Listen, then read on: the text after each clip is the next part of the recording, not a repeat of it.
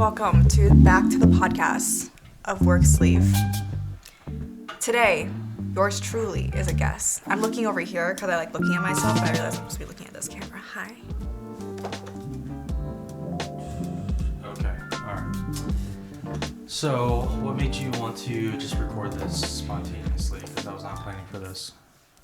Because when you miss me when I go to college, you can have something to look at. You'd be like, oh, I miss my little baby sister so much. She was so fun. I guess. Yeah. You know, he got so mad at me for my snarky attitude sometimes, but I know you're gonna miss the little attitude, the little sister attitude. And guess what? We came from the same parents, so my snarky attitude also is your snarky attitude. Yeah, there's also a 12-year difference between us. So sometimes, it's hard to communicate between two different generations. Not really. Yes, really. I think I'm pretty easy to communicate with. No. Yeah, huh? No. Mm-hmm. There was a lot of moments there during this internship where I was like, oh my gosh, I can't say this to her because she might cry or something. There was a lot of times too where I was thinking, oh my god, I can't say this to him because he's going to take this the wrong way and then I'm going to get in trouble, but I didn't say anything wrong with it. You just have a response for everything, don't you? I do. Really quick-debated. Really quick-witted. I was part of Oral and Turk. I know how to talk. I should have joined you were debate. part of Oral and Turf for like a day. Year. No, I was there for a year, and then I just had a passion for singing.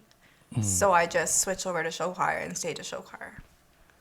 Which, show choir. I miss it. I don't miss the toxicity of it, but I do miss performing. What did you think you learned in show choir that's going to help you out in the rest of your life? Patience. As I don't have any patience with you.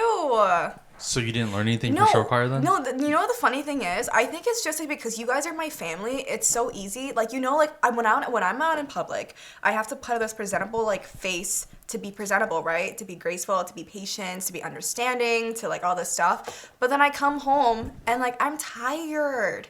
I want to be able to just be myself and be, my little, the baby of the family. So I'm going to, let my guard down and just say whatever or be really snarky. But I'm not like this in public. I'm actually really, I'm actually really, patient. Well. And I try to understand other people's point of view. I'm not quick to argue. Yes, you are. Not to other people, just you. That's unfair. Nuh-uh, you're my brother. It's different. But if I had to take something away that I took away from show choir, it's definitely patience. You have to have patience with people that you're working with. Not everything is going to be perfect right away, but with hard work, it will be close to that. And then when you say that, I just think of participating in school or programs or competitions where they just give you participation trophies. It was like, oh yeah, you sucked, but here's a trophy anyway. That's kind of what we got at competitions. Yeah, don't you think that messes up that person or that competitor's mindset? I think it messes up people that peaked in high school. I did not peak in high school. Who the hell peaks in high school? You will be very surprised how many people are 20 years old and still have the mindset of a freaking 16-year-old still stuck in high school. Oh, that's what you mean by peak? Yeah, it's just the immaturity level never grew. Yeah, because the real world hasn't hit them in the face yet.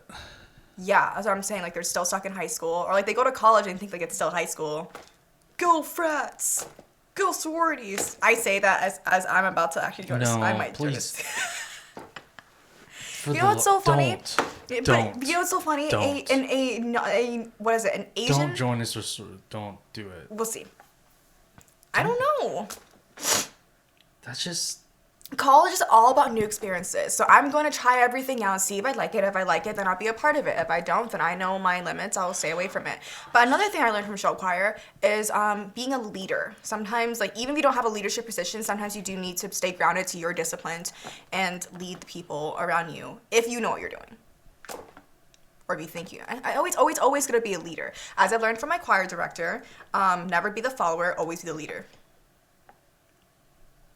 So I don't know if that's good advice or not. Yeah, if that's the advice of never be the follower, don't. Okay, so if it's a group of 30 students and the advice is never be a follower, always be a leader, so you have 30 leaders. Well, I don't think it means that. I think it just means be confident in what you are presenting.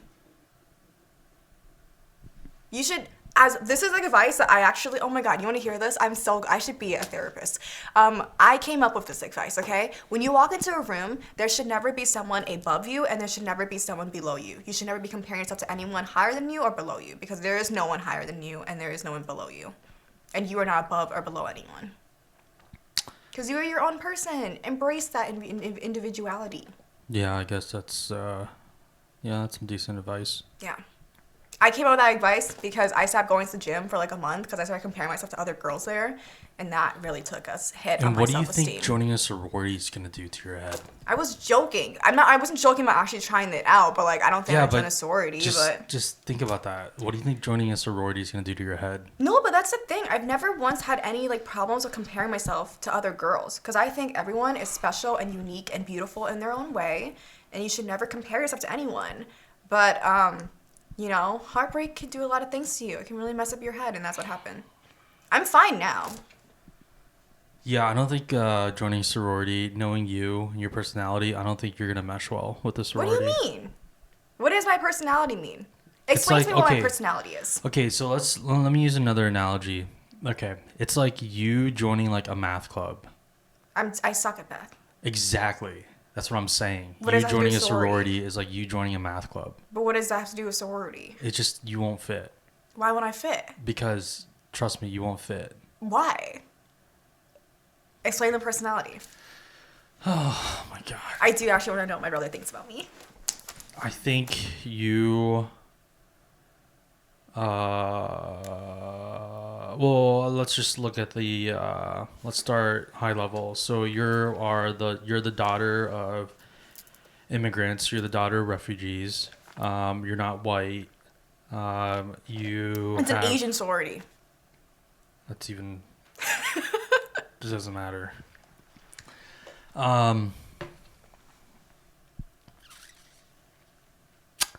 Yeah, when you say sorority, I'm thinking of your stereotypical. I'm not going to name any sororities, or I'm going to get freaking blacklisted or something. So anyway, I'm not going to name any specific sororities, but my experience being on campus with sororities. I mean, granted, I went to a really small school with small student populations, therefore small sororities. But anyway, that whole Greek life. I don't think that just fits your personality. The Greek life is just extremely, they, at least for the sororities, it's like the sisterhood thing. I guess the program of it, I think the essence of it is nice where you have like a sisterhood, but I'm always just curious of like how much of that is so fabricated and how much of that is just for people that, need to identify with a certain group of. I don't know what I'm saying. Yeah, I'm pretty independent. I really can't articulate right now. I'm pretty independent. I get sick of people really easily. So yeah, maybe I should just be more blunt. Yeah, just be blunt. When I think of sororities, I think of parties. Unless it's a dry sorority that actually focuses on academics, because those do exist, also for fraternities. But I would say the majority of Greek life is partying, because I think in that culture, that networking and, partying is part of it. And I guess there is some benefit to that in the real world where you have to like go out to networking events and be personable to people. But here's the thing. I think you're much like me and I'm much like you as far as personality goes. And I would never join Greek life. Yeah, I don't know. I was just joking. Now you're joking. Okay, that's enough for Greek life. I'm tired of talking about Greek life. Well, I was life. Thinking about it. They did reach out to me, and I said I'll look into it, but I don't really know yet. Of course it did. Yeah. But, it's okay. How do you feel about me moving away in 2 weeks? You sad? Yeah, I'm a little sad, but I'm also really happy that you're taking a risk to go to do something on your own here. I think it's going to. I don't think it's going to be easy. It's not going to be easy 4 or 5 years or whatever you got going on here. I really hope you just like kind of focus and have a better understanding of what you want. Like it doesn't have to be like, oh, I want this, but like have a better understanding of, oh, I don't want this, I don't want this, I don't want this, I think I want this, and just keep doing that. Yeah. Because if you go to school and you just party or you just get good grades, this isn't high school. It's not going to do anything for you. Yeah, that's true. Like, people always talk about finding passions and stuff like that. I think the better way of looking at it is you need to find something that you want to, like, contribute to. Yes. I think that's going to do you much better than passion or all that stuff. I feel like my brother has been shaping me for this day because I still remember when I was 13 years old. Who writes this to a 13 years old? For my birthday, he wrote me a whole letter saying, find your purpose in this society. Find your purpose in this life. What is your purpose? What is your dream? How can you contribute to society? Well, yeah, you are an adult now, technically. Yeah. And when you become an adult, your contributions matter. Hey, what made you wanted to start? Because every year you've written me a letter for my birthday. What made you decide to do that? Because it started when I was like 12. Yeah. I mean, that was just a gift. I mean, that was just like my way of, I don't know, setting you up. I was also a person, I bought you books when you were young. I loved reading. Yeah, so I always try to find ways to buy you books and stuff like that. So I guess the writing piece of it was also just like another thing you can read. Because I guess that's one thing is like, when I was your age or even growing up, I never enjoyed reading. I never liked reading. So when I knew that you liked that stuff, I wanted to help you out with that. Oh. Because I think the people I know in my life right now, or the people I've met, those that enjoyed reading, enjoyed writing, they always excelled and they were able to think really critically. Yeah. And even now in present day, I have to do a lot of writing and I hate it. I kind of dread it. I'm not good at it and I wish I was better at it. So writing is actually a skill that is, no matter what field you go into, if you can be a good writer, that's going to take you a long ways. I feel like I definitely, in elementary school, first grade year, we had to have like a writing journal. And you were like designated like a time to write. And I loved writing so much that I would like sometimes go over the designated time, or whenever my teacher was talking about something, I would just be writing on the side, like either like song lyrics or like fictional stories or like like stories that have happened in my life or whatever.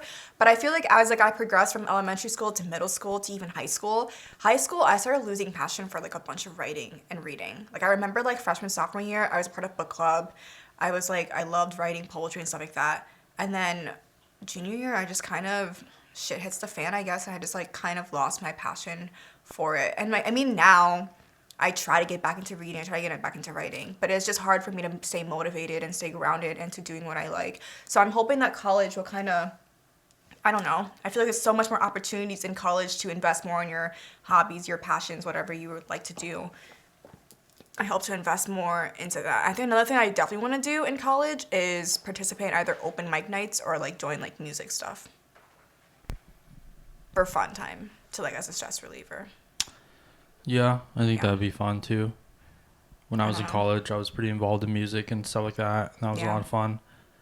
Because I think my prior goal, I had a discussion with Dad the other day. Before my talk of Dad, my goal was college, work a lot to pay for tuition. But now that the plans has changed around a little bit, now I'm back at square one where I'm just like, okay, well now I'm still planning on working, but I have more leisure time to kind of study on put my focus on school and put my focus on other things that I will find interest in. So now it's just, I don't know. Also, another thing I wish I would have known when I went to college is people will say like being an expert in one type of skill set, whether that's writing, or maybe it's like a software tool or some type of specific tool or skill set. Being an expert in that really helps out too. Yeah. So you could be like a jack of all trades and like know a little bit of everything. Or you can really, just keep flexing that muscle and keep working out like those interest points for you. Yeah. Yeah. Yeah, I will say I am a lot You guys, I'm so different, and like I like the thing. I think the one thing I like about this internship was that I was more laid back because I was working with my brother. You know, so I was still working. I was still being professional, but like I still like. I promise, I'm more professional when I'm not working. Yeah. I love you and all, and I love working with you, but I will say I don't think I'll work with family. Yeah, because you don't listen. I don't. Yeah. It's hard to listen. Okay, it's easier for me to listen, like, because I have another job. It's easier to listen to my other boss because she's not family.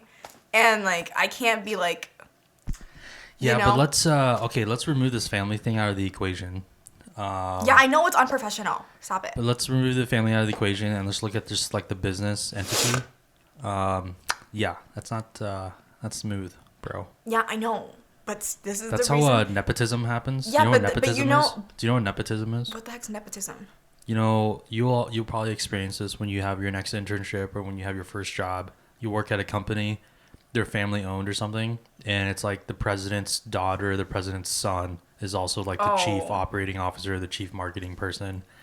And when you're in that organization, sometimes you just look around and be like, what the hell does that person actually do? Or it's like, why is that person just not, you know, there? Or sometimes, but it also the flip side of it is you don't want to critique, right? When you're in an office and you have a bunch of employees, you know, side talk happens, gossip happens, and those are things, yeah, you want to be careful what you say in those situations. Yeah. Those I am careful in. But I feel like, you know, like with work experiences, like it's nice. I'm actually really grateful that I started this internship now because I've realized what I don't like in a job and what I do want in a job. One, I've learned that I do not want to major in marketing at all. I do anything with marketing. And two, it's probably best that I don't work with family. Oh, you say that now. Because I get sidetracked really easily. Or I just like, I don't know, I'm so used to being your guys' baby sister that like it's hard for me to break out that role and be professional. Like when you start acting professional of me, all of a sudden I'm just like, who the heck do you think you are? Because you're like, you're my brother. And I'm just like, whoa. But then if it was like a different boss, I'd be like, okay, yeah, we're in work mode. God, that's so freaking rude, dude. That's not rude. That's not rude. It's the fact that like that's so rude. It's not rude. It's a differentiation between like family. I've learned that I can't work with family. Yeah, well, it's weird for me. Or maybe tell me if I'm off here, but it sounds to me you can't separate the two. Yeah, that's what I'm saying. I can't work with family because I can't separate it. Yeah.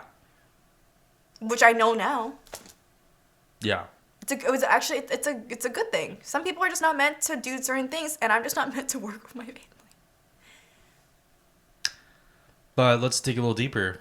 You can't separate that, but do you have the ability to do you have the ability to separate things in your head? What? Do you have the ability to go more in depth with the question that you just asked me?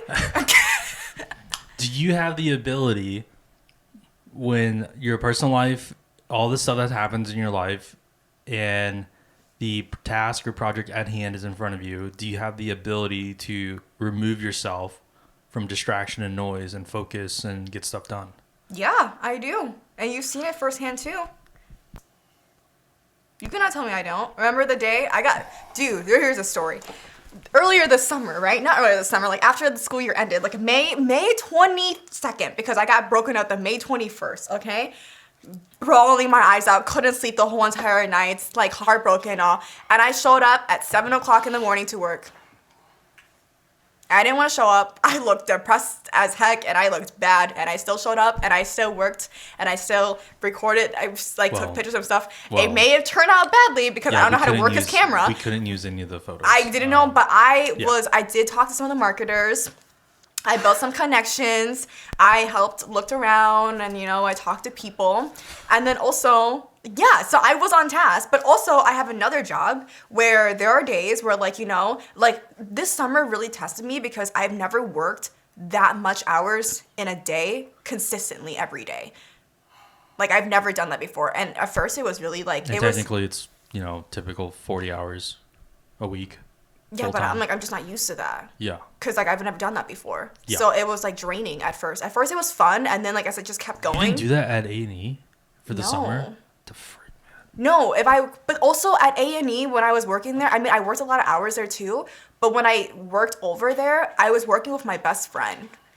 And I was also like, everyone that was working there, like, we were really close with each other, where it was like family, but it was like friends and family. So it made work days more like I wasn't by myself a lot, you know? Or like I wasn't like working on a project just solely by myself. Does that make sense? Yes, it makes sense. Yeah. So this year I like put myself in like consecutive 40 hours a week working every day. And at first it was fun and then it got draining. And then plus like also like last summer I didn't have as much shit as I had going on this summer to worry about.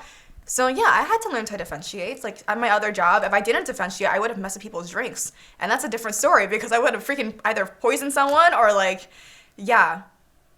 Someone called in and said that they found a stapler in their drink, and that was not us. That is such a freaking lie because when you're making boba, you seal it before you put the freaking straw in, and the stapler was nowhere near the drinks when we were making it. So it just seemed like either you were just trying to look for a free drink, free coupon, discount, whatever, or it was a couple. So maybe your boyfriend was trying to poison you. I don't freaking know, but yeah, there's a lot to unpack there. But I've also like learned how to differentiate like my personal life between like my studies too. Like with school. Junior year, you guys. When they talk about junior year, did you have a struggle your junior year in high school? I think, yeah, probably. I don't remember it. Freshman, sophomore year, easy. Easy peasy lemon squeezy. Junior year though, oh, I was like rigorous on all my AP courses. It was bad. And then plus like my junior year, I was going through a lot mentally or whatever. And just like defense and like personal life or whatever, defense between that and my studies was horrible. But I did it. Yes, you did. Exactly. So yeah, I know how to differentiate between the two. I think it's good. What I've learned, especially this summer, has taught me is sometimes you gotta like. I guess what all I'm saying is my ears just popped. Your next internship or whatever your next job is in whatever field it is, mental health days, calling in for mental health sickness days. I did that once. I guess, well, actually, what I'm about to say is probably more a reflection about me than you. That I did not expect. I always thought that was like a joke, but that actually, I guess, the Gen Z, that is a thing. Mental I did health that days. once. And I grew up in an environment and places that I've worked in the past where like that was just like, that was just never heard of. But yeah. Here's my dilemma on that, okay? I think it is a very healthy balance to have leisure day for yourself where you can take a break away from work and just recollect yourself. And one, you're not overworking, you're not overstressing yourself, and also I feel like with a clearer brain, you can do way better on your projects. But I did that once. I haven't done it again. And yes. Yeah. But also, like, because I did that once, but then I also learned how to structure my work days so that I have at least a break. Mondays are my break. Because Tai Chi, my other work, isn't open because we're closed on Mondays. So I take that as my break day to, like, regenerate myself and get ready for the work week. Oh my gosh. I learned a lot this summer, you guys. So what am I going to do about this Worksleeve thing now that you're gone?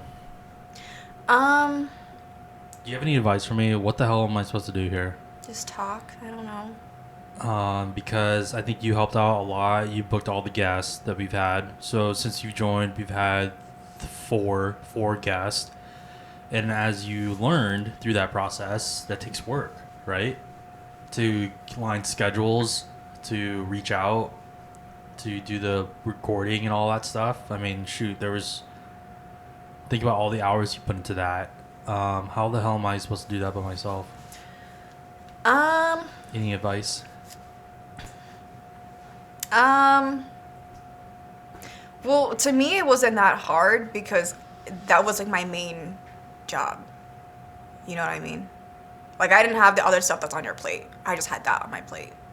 You have so much other stuff on your plate. So yeah, I can't be giving you advice. It's kind of amazing that I was able to do that when I first started the podcast too.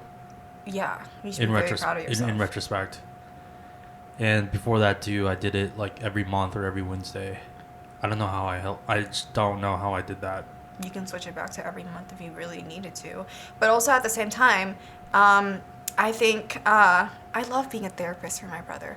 I think that you need to relook at your work schedule and your projects, see which one is benefiting you the most, see which one is helping you in your mental health and just yourself and your work life and your family life and just your life in general. And maybe learn to say no to some of the projects that are not benefiting you so you have room to benefit other projects. Yeah, that's a good point. That's a really good point. Yep. I think I mentioned this in our last conversation too on the podcast, where I think it's not necessarily I am tired of talking about like Asian American diaspora and all that stuff and that being like a center thesis or the center focus of the show, but I just have other interests. Like I want to talk to people that are doing things that I find interesting, and they don't have to necessarily be Asian, you know. Yeah. So that could probably be the next thing for this podcast is maybe transition from this whole Asian American focus thing. Yeah, just make it more you. Yeah. Because you might think this is crazy, but I want to like sit down and have like a 4-hour podcast with like a scientist. That's just a you thing. That's good though. That's good. I would fall asleep, but that's good. Yeah, like I think a lot of people would find that really boring, but I don't find that boring. Like I think that's interesting to me. But there's also a lot of people that will also find that very interesting too. Yeah. So last night I tweeted something about Rick Rubin's quote. He was on a couple shows. He wrote this in his book where he was like, you can't make art for the audience. You have to make art for yourself. And he used the analogy of art is like a diary entry. And when you make a diary entry, you're not thinking about if people are going to like it or not. It's yours. And as Rick Rubin says, it turns out when you make art for yourself, that's probably the best way to serve your audience. Yeah. So you tweeted this last night. I tweeted this last night. It's very contradictory to your typical commerce and business philosophy when it comes to marketing, right? Or developing a business. Hey, if you're going to start a business, who's your market? Who's going to buy from you? All this stuff. It's super contradictory to that. From I guess on a personal level, but also even like all the government programming, the startup like governments, you know, every state they have funding for like small business stuff. Yeah. And all the entrepreneurship programming and classes, even at the university and business school, they always teach you about the market. It's like, hey, build or have a business that addresses a need or fulfills the customer's problem, pain point, and all this stuff. Mm-hmm. So it's super contradictory. And I think Rick Rubin's perspective, I mean, he's a producer, or he's probably more than that. He's a producer.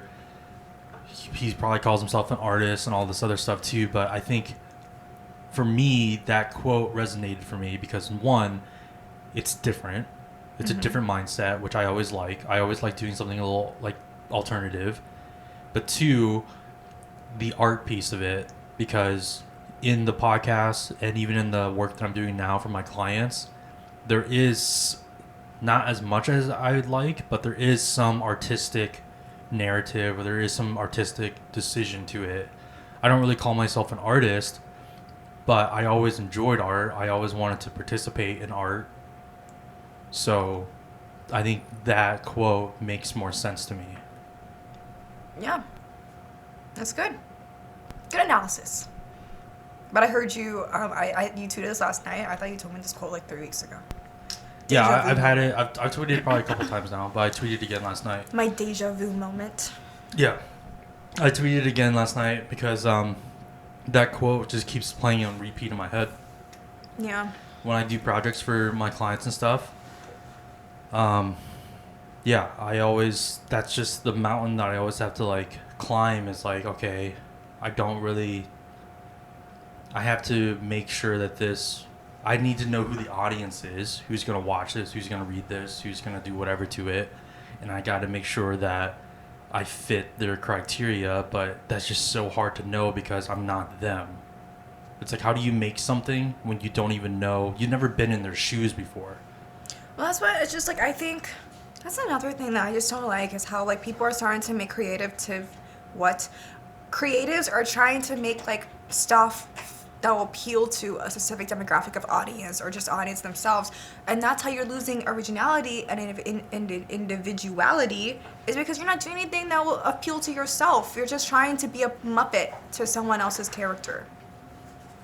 Yeah. And that was not what I grew up on. I grew up on the old G YouTube where people used to just make stupid videos just because I thought that was funny. Yeah. And I feel like we're straying away from that. Yeah.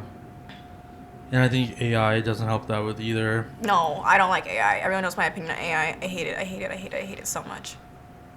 I mean, I think if AI is used as a tool and say like you use AI to do something that was like, oh crap, this is actually really cool. This is something I would want. I think that's a different story. You know what's so funny? When I was my junior year, there were some kids that would cheat because I took APU's history, and for APU's history, you have to write like long essay questions or like DBQs or whatever. And there are some kids that will just plug the What's prompt. a DBQ? It's a document-based question. They give you 7 documents, and out of those 7 documents, they give you a prompt, and you have to use those 7 documents to answer the prompt in a long, like 2-page essay. References. Yeah, and there were some kids that would just plug all the prompts into ChatGPT or just AI and use that as as their essay. And that always like pissed some people off because I'm just like, especially me, because like you spend so much hard time dedicated writing, and writing does not take like a short couple time span. It's like I spent hours sometimes on just an essay. Well, it's like mathematicians and the calculator. Yeah. Think about 100 years ago or 60 years ago when calculators weren't a popular thing, and you have mathematicians like, no, I did all this equations and all this stuff. And now there's a calculator. But here's the thing, though. Math, you will always get an answer. You will always get the same answer for math. You will never get the wrong answer for math. Unless you plug the numbers wrong or whatever, right? But when it comes to, like, actual critical thinking of essays or just, like, prompts or whatever, don't give me that. Like, critical thinking is whatever. People think differently. You will never have the same answer unless it's like a blunt, stupid like prompt question and you're not getting the same answer, then you're stupid. But like when it's like a critical thinking thing, everyone can think of it differently. It's just how you appeal to the audience of who you're writing to. Yeah, I disagree with that. I don't. I disagree with that. I think when you think of math, you're thinking of literally an equation with inputs. You plug it in, you get an output. Yeah, you're absolutely right. The equation is there, right? And if you do it by hand, you have to show your work. That's the manual process. You can then have a calculator to have the equation, plug in your input to get the outputs. But I think math, and let's do math, but also law, it's all up for interpretation. And when it comes to math, and you speak to someone like that has more a traditional training in math, it's about what you input and how you interpret the data, like what problem you're trying to solve. Someone could take a data set about climate change. They can use the same equations, but they will have different results because they interpret the data differently. They use different data, but they're using the same equation. Sure, I'll take your word on it. I don't like math enough to be that invested in math, but I do like writing and I do like literature enough to be invested in that. So to me, that was like, yeah, I guess. I guess what I'm saying is math and STEM is also up for interpretation. Yeah. And it also requires critical thinking also with the arts. I'll take your word for it. I just don't invest in math that I think much. that's a misconception that the arts... I think that's a misconception that STEM is like, oh, the smart people, they do this, and like the liberal arts are not smart because of this, et cetera, and then they justify it with like job salaries and job positions and all that stuff. I think that's a misconception. It's, at the end of the day, I think it's critical thinking. Yeah, I'll give you that. I'll agree with you. Yeah. Because think about it this way. You could think of any fact you want in your head, and you can go online and find a research paper that supports your fact. Yeah, but I'm talking about like when it comes to like literature, I guess my brain just I like to critically think better when it comes to literature and writing than I do for math because I suck at math. But when it comes to literature, I can like if you give me like an essay or like a prompt, I can try to interpret like 5 different ways to that prompt of how you can think about it. And that's on being open-minded, you guys. Yeah, and what I'm saying is that also exists in STEM fields. Yeah, and I'll believe you for that. I just don't know anything about math. Yeah. Geometry, sophomore year, my teacher told me to draw a square. And no, yeah, a square. I drew a rhombus. I mean, a rectangle. It was legit like a connect the dots too. I can't do math, you guys. But what I will do, I love algebra. I love algebra. I hate geometry. I also hate trig. Geometry and trig. Hate it. I thought math was always fun. I liked algebra math. Algebra was fun. Math was like a puzzle. Algebra was a puzzle. Geometry was not a puzzle. Geometry is my worst nightmare. I hated geometry. Yeah. I just hate. I always Also, thought that was fun. geometry, I feel like it's for you. Like it's I'm not artistic in any way, okay? So I can't draw. So when I'm drawing a circle, I don't care if I have the little half hemisphere thing to help you draw. I can't do it. It's just a me thing, though. It's just a me thing. Well, I think I also just figured out at work just recently that 0.125 plus 0.125 is 0.25. Okay. I didn't know that. I did not know that. It's a great realization. And you guys, I'm going into business. My first year, I'm taking business statistics. Yeah. I'm a little worried right now. But my friend Grace just lended me a calculator, like a really expensive calculator too. That will help me a lot in college. So thank you very much, Grace. Love you. I guess I will say it's really important to know what you don't want to do, which I think you have that. But when there's something that's in front of you that's like, oh man, I don't want to do this, I think you're still at a young of enough age where you can still experiment with it. Yeah, that's what I'm doing. Because you may find that there's something underneath it. Yeah. That's what I'm doing. I think when the older you get though, I think that changes a little bit. But I think that comes with experience because you could have something in front of you. Like say when you're 40, you have something in front of you and you'd be like, okay, this is math. I have no interest in math, whatever. But then you have the experience to be like, hey, I gave this a shot 10 years ago and I still didn't like it. Or you have better context of what happens behind the scenes. Then I think that's a better justification for your time on that project. I agree. Versus, oh, that's just math. I'm just going to run away from it kind of thing. Or whatever that is. I agree. Yeah. Because I think always being open to learn, but always being in a position where you're open to having your mind stimulated, but also changing positions on certain things. I think that's probably the best thing about just development in general. Yeah. Skitty bop bop. I learned this new word off a TikTok the other day. Very demure. What does that mean? It was from Mulan. I don't know. It was so stupid. See, here's the thing. I find like all these like trends on TikTok so cringy the first few times that I watch it. Like the whole like, well, no, the give me my money thing was funny, but the whole like demure or like Just the give me words. my money. Yeah, or like the different words people would say, like just weird words, or like, oh my god, the sigma, what the sigma. My friend Janisha says it all the time. It's just like Or skibbity toilet. yeah, like stuff like that. It's just like it's so cringy. Phantom Like where tax. where are you coming up with all these things? But the more I keep hearing it, the more it's just like it gets engraved in my head, and then I catch myself saying it. Stop! Do not say that. I catch myself sometimes saying that, and I'm just like, bro, like who am I becoming? Like at work yesterday, I told my coworker how I like realized the word demure is very demure, and then I kept like using it. Like every single time I made a drink that looked so pretty, I'm like, oh my god, it's giving demure. And I do this in my hands too, you guys. I'm turning into a different person, and I don't like it. Yeah, I think These Gen Alpha, Gen X, who's after me? I don't know. Alpha. You guys are making some weird things. You guys. Also, I saw this one TikTok that said like streamers now, like Kai Cenat, Speed, are not good influences for the kids of this generation, like the next generation after me. And I completely agree. Why? Like, I do not I don't know.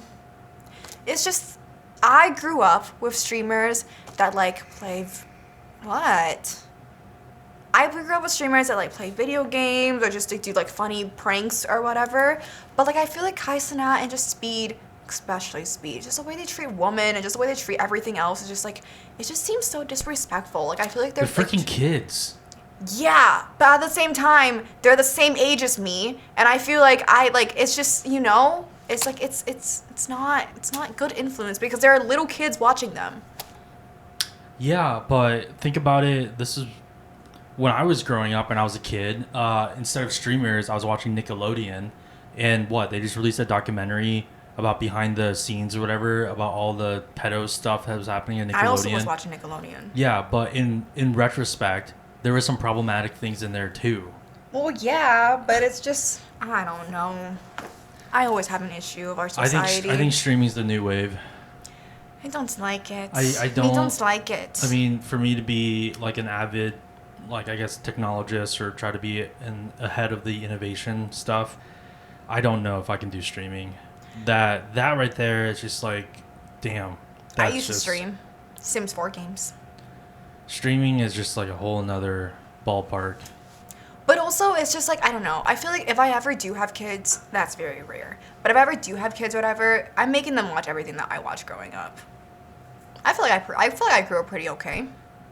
Why would you do that? 'Cause it's good stuff. It's good stuff. Barbie movies, princess movies. Dude, let's see. There's some people Disney can- Juniors, some good Disney Juniors. People can rip Disney all that channels. stuff too and find areas of how it's problematic. Yeah, but if it's my child, I will tell you, like, you know, it's the way you raise your kids. I don't know. I feel like it's one thing. A lot of people like to I love how I'm saying I'm just a hypocrite because I was just complaining about how streamers are influencing kids. Yeah. But I feel like one thing that people don't talk about the most is like when parents are just like, oh, social media has influenced my kids wrongly, whatever. I'm like, okay, but who gave them access to social media? You. Phones, iPads, come on now. But also it's just like, it's how you raise your kids, how you parent your kids. There's a difference between being like a strict parent, a laid back parent, and then just like in the between. I learned this in AP Psych. You know, you want to have a secure foundation in your family. I want my kids to be able to, if they see anything like bad or whatever, or they see something that's like they know that's not right, they're open, they're comfortable enough to talk to me about it and ask me like what my opinion is, and I'll hear their opinion, and then we'll just talk about it and we'll come to like, yeah. Raising my kids to be good. Yeah, I hope every parent wants that for their kids. Yeah. That every parent and every family has their own values. Exactly. My value is trust. If I ever have a family, my one key thing is trust needs to be very important in our family. I want my kids to be able to be comfortable enough to tell me anything.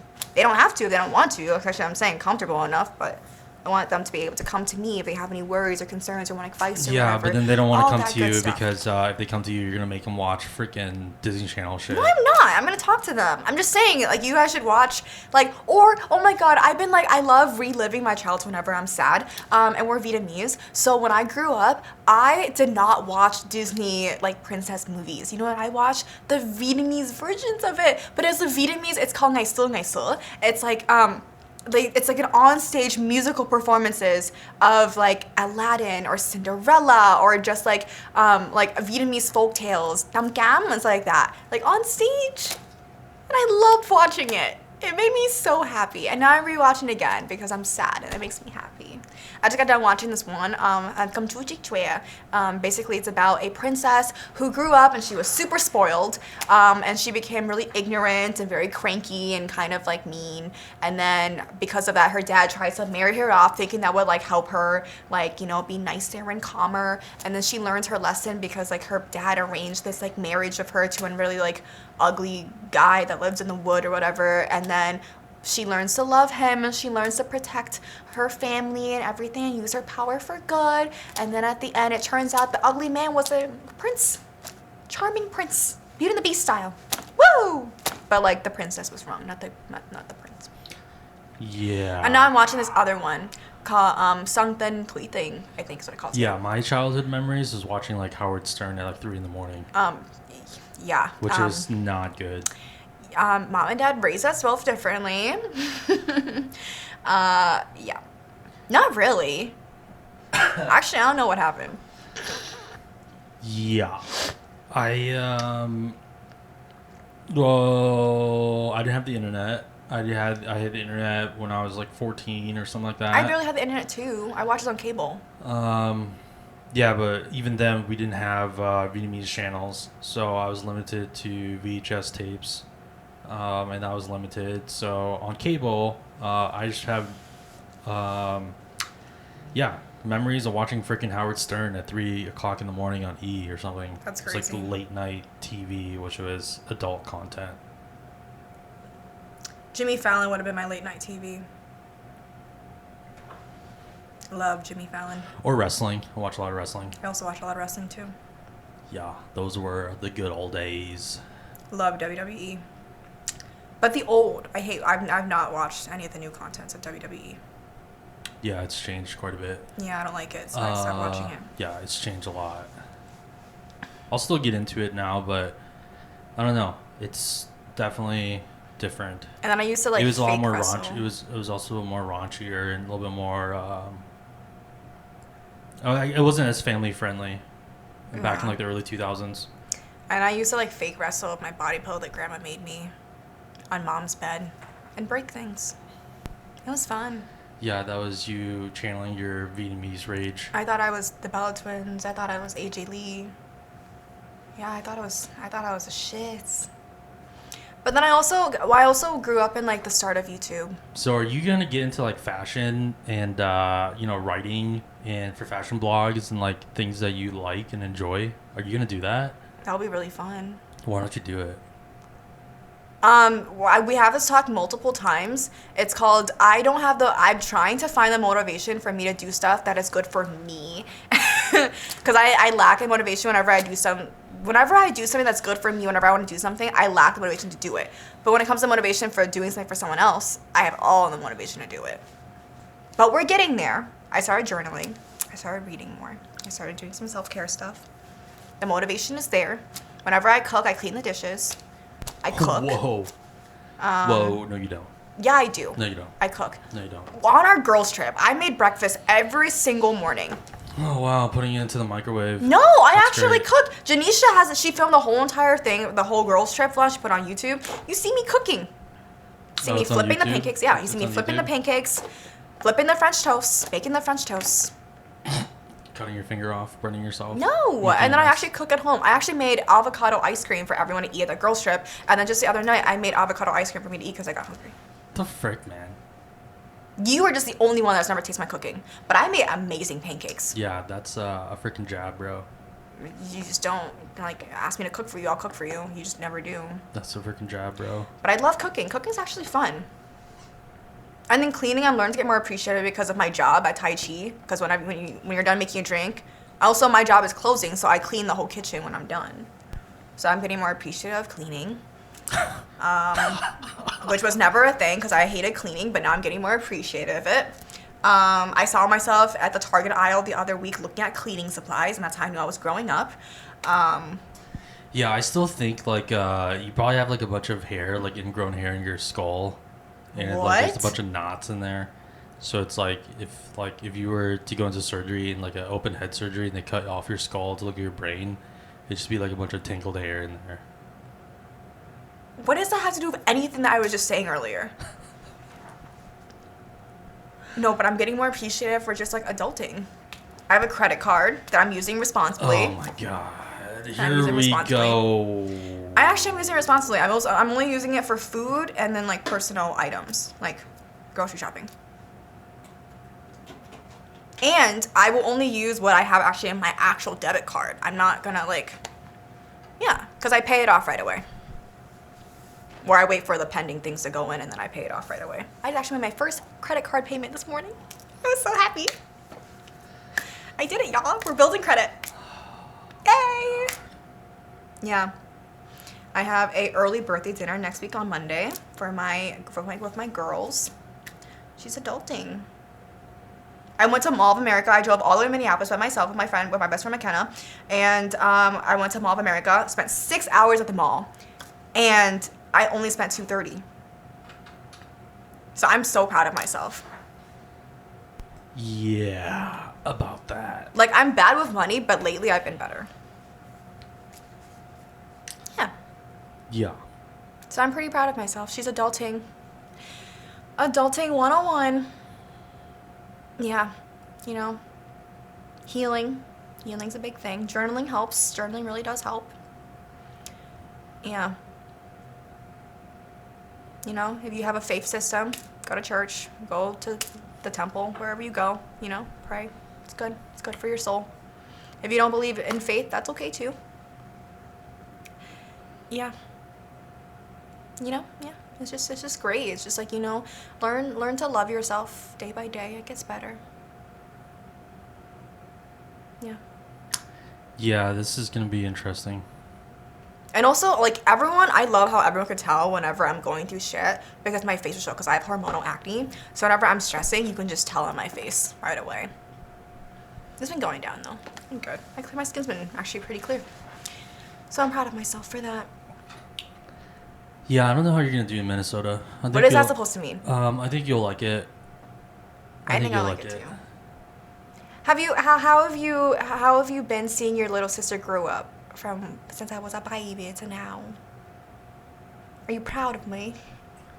Well, I moved back to Sioux Falls in 2020, and at that time you were just starting high school, so I was taking you to and from school every day. Yeah, so you gotta for see your my character freshman development. and sophomore year. Yeah, you've grown up a lot. I think you have a good head on your shoulders. So yeah, I think you'd be just fine. I'm just curious. Yeah, I don't know. I'll just be curious how you continue to evolve and what you end up doing. Dude, this guy thinks I'm gonna turn into like some big hippie and like walk around with like my hair not like combed out and like wearing like ripped up shirts and like going in the streets and advocating for some weird stuff or something like that. He doesn't. No, I don't think that. But I'm just thinking like in the future, like 3 years from now, it's like I haven't seen you in a year. You come home from a holiday, we're eating food. See me in a year. You're gonna see me all the time. And then it's like, you know, it's just, yeah, I don't know. You act like you're sending me off to like wars and you're never gonna see me. You'll probably see me like twice every month. Who said that? Or whenever you go to Minnesota, you'll probably see me. What if I just pack up my bags and go to Vietnam? I know you're not gonna do that. Whoa. You're too busy with your work to do that. Okay. But you're gonna see me. And then Thanksgiving, I have the whole entire week off. And then Christmas, I have the whole entire month off. You're gonna see me so much. You guys act like you guys are sending me off to war, and you're never gonna see me ever again. You're gonna see me such a long time from now. I legit will be home like probably every like 2 weeks. Yeah, I know, it's not that far. It's like 4 hours away. So it's like you'll see me all the time probably. So that's why I'm like a little laid back about it. I'm like, it's fine. You guys will see me. It's like, it's whatever. Yeah, do you just have a plan to do something with after college? For the love of God, that's literally the only thing I wish for you. Do you not think I'm gonna get like a job after college? Do you think I'm gonna be struggling or something? I mean, I no, I'm not saying like that's gonna happen, but I'm saying Dude, literally. my muscles look so good in this light. Literally, Holy like crap. just I can't stop. make flexing. it worth it. Do you think I should join a powerlifting show in college? That's my outlet. I guess.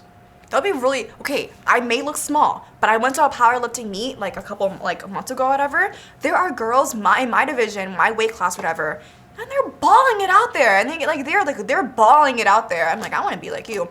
And the first place winner was a Vietnamese girl too, and I was like, wow. Well, the same last name as me, so I'm like, wow, you represent.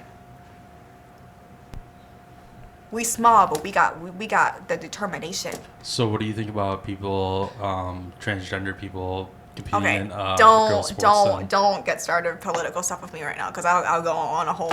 You know, the other day I was legit thinking about changing my major to political science just to like tick you off. You know, that's a hot topic now. That would with be the so Olympics. funny. That's a hot topic now with the Olympics. That would be so... Did you hear about that?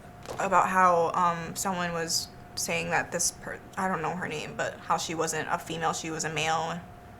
That whole thing. Yeah. It's just fucked. I don't know. Like I said again, and I'll always say this, I feel like society, we're so nosy about other people's business besides from our own. Sometimes you gotta look back in the mirror and judge yourself first before you judge others.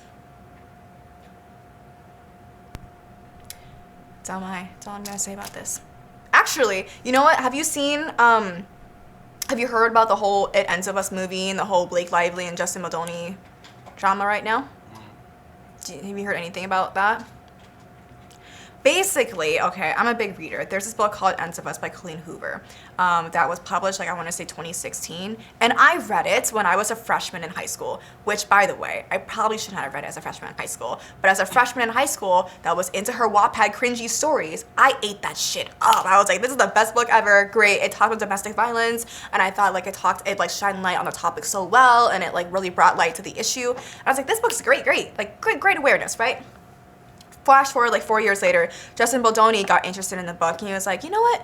I see the vision here. I want to spread the awareness about the life of other women that are going through this issue. Let's make a movie about it. And he asked Colleen Hoover to be a part of the team, and like it was his project. And Justin Baldoni is such a great director. And in Jane the Virgin, love Raphael. I need a Raphael. But in the movie, basically, he is cast as Ryle, who is like the bad guy, the guy that actually does the domestic violence onto his girlfriend. And Blake Lively is cast as Lily, the main girl character who is the victim of domestic violence, right? And the movie's over. I haven't watched it yet. I'm planning to, so I don't want to hear any spoilers. But the movie's over. They're doing their press conference, their press release, and advertise the movie, right?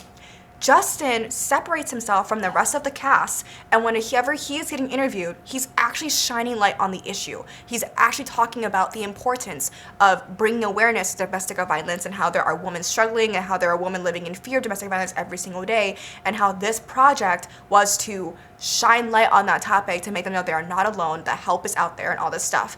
Blake Lively and Colleen Hoover, which was a hit for me because I love Gossip Girl. Blake Lively's over here talking about her outfits and talking about how bring your florals, wear your dress in florals, and come out to the movie and watch an amazing movie. Like, it's not a rom-com, dude. And they got Taylor Swift soundtracks on it, and Taylor Swift is Blake Lively's best friend. And it's just like the way they're advertising the movie as if it's like a romantic comedy, when the movie is not like that at all. It's a movie about shining light on domestic violence. It's a serious topic that needs to be addressed, not your typical rom-com movie. And the way that she kind of took over the whole entire movie, because she was the producer on it, and there was one scene, the iconic rooftop scene in the book, where she had Ryan Reynolds, her husband, rewrite the whole entire script for it. Ryan Reynolds, out of all people. I love Ryan Reynolds when it comes to humorous, comedic stuff. I cannot see him doing anything serious like that. It is insane. And the way she's advertising it, she just seems so rude and so ignorant about the whole subject. It's honestly, it's sad to see. And not even talking about Colleen Hoover, she also is doing the same thing, but the worst thing about her is prior to the book being released, it came out that her son SA'd someone, and then she like gave a bunch of hush money to cover it up because she didn't want that to influence her fame. I have no idea what you just said. The viewers will know. But it's just like, it's so sad how, it's just so sad. So this is a book and it's depicted incorrectly or far from the themes in a movie? It's a book. It's depicted right in the movie, but it's the way the like actors are depicting it after the movie's released at press conferences, like interviews. Justin is the only one who was like this movie's about domestic violence. This movie should be taken seriously. Blake Lively's over here being like, bring your girls, come watch this romantic movie. And then whenever someone asks her like, what do you have to say to women who are experiencing domestic violence watching this movie? She doesn't talk about the issue at all. She goes on to say, to everyone who watches this movie, like, just know this is far more than domestic violence. It's about a woman finding herself and how a messy woman can find herself. A messy woman? I'm sorry? A messy woman You're gonna call a woman that's stuck in a domestic violence relationship messy. Messy. Like the soccer player? Shut up. But I'm just saying, like, that's so rude. That is so rude. Imagine a woman that is actually living in fear every day because she's in a relationship with someone who is abusing her, being called messy. That is so ignorant. That is so disrespectful. You are not messy. You are human. And I'm sorry that happened to you. I don't know if that was better, but okay. No, I'm being serious. It's like, you are human, you are not messy, and I'm sorry that a piece of shit man think that's okay to be treating women like this. It's not okay. Yeah, but this whole what I'm hearing is now you're critiquing this actress and calling a certain woman messy, and you're really upset about that because that's not a good representation or characterization of the individual with their circumstances and all this stuff. But then you lead with, "Oh, I'm sorry for you. I'm sorry this happened for you." You know what? Let me insert my opinion about this. Okay, so this isn't actually about the story or whatever you're talking about, Ryan Reynolds or whatever. The one thing that irritates me the most is when I meet someone and they're like, "Oh, I'm happy for you," or "Oh, that's good for you," or "I'm sorry for you." It's like, I don't need anything from you. Okay, I'm the same way. I'm just saying. Oh, that's good for you, or yeah. I'm the same way. I hate pity. But you know what I'm saying though, like when someone's like, "Oh, that's good for you," kind of thing. Like let's Okay, let me reword that. No, I'm not asking you to justify what you're saying. I'm just saying, now, bring the conversation back to me. I'm saying, do you know what I'm saying? With the words like, "Oh, for you," like the context, and you peel back the layer of the language. Oh, that's good for you, or like, "Oh, I'm happy for you." Oh yeah, it's what's that word I'm looking for? Starts with a C. What? It starts with a C. Condescending. Oh. Yeah, it's condescending. Yeah. In some ways. I agree. I hate hearing pity from people too. I apologize. I should not have said that. Or it's like, you don't have to apologize. I'm just contributing to the conversation because I had no idea what the hell you're talking about. Yeah, it's just those things irritate the hell out of me. Yeah. Because it's like, what the frick? That's my best friend, McKenna. How come you didn't get McKenna on the show, huh? What do you mean? Has any of your friends watched any of the Worksleeve content? I honestly don't know. They've never once talked to me about it. Okay. So I don't know. So we're at an hour. How do you want to end this thing? This is the last you guys will see of me. It's sad. No, I'm just kidding. You'll probably see me around somewhere. Living it up at U of M, Minnesota, Minneapolis. So what am I going to do in Worksleeve again? It can be a monthly thing. Like, whenever you come to visit me, we just record something. Little checkups. Who knows? Maybe the next time you'll see me, I have, like, a few tattoos on my body. My hair is dyed blonde. Oh, my God. I gained, like, 15 pounds or something. I don't know. I'm, like, more buff. Dude, my muscles look so good in this light. I look jacked. Yeah, I just realized the key light's a little too bright. I should have dipped it down, so we may have overexposed this film. Oh, little stretch mark. But anyway, my favorite thing about gaining muscles is I start getting stretch marks on it. It makes me really happy. Okay. Because I'm small, so they're more apparent. So I'm just. Okay. Anything else you want to say to the audience, or to wrap up your time at Worksleeve, since it's the last time you will be doing content here? I'm trying to kick off my music career. I'm kidding. Actually, yeah, I'm trying to kick off my music career. Go over to my Instagram, and show me some love on my music. I'll be posting on there. Yeah, I'm trying to be the new Phi Nhung, the new Nguyen, the new Minh Tuc, the new Vietnamese ball roll singer. Bolly roll? Like yeah. Bollywood? What? Bolly roll. What's Bolly roll? Like the Gai Lung singing. But like pop. Okay. Paris by Night. Paris by Night. If you see this, know that I am openly looking for work. So if you need to book me for a show, I'll gladly do it. Yeah, we could work on that, I guess. Okay, so I guess that wraps up this episode. I'm hungry. I need to pee.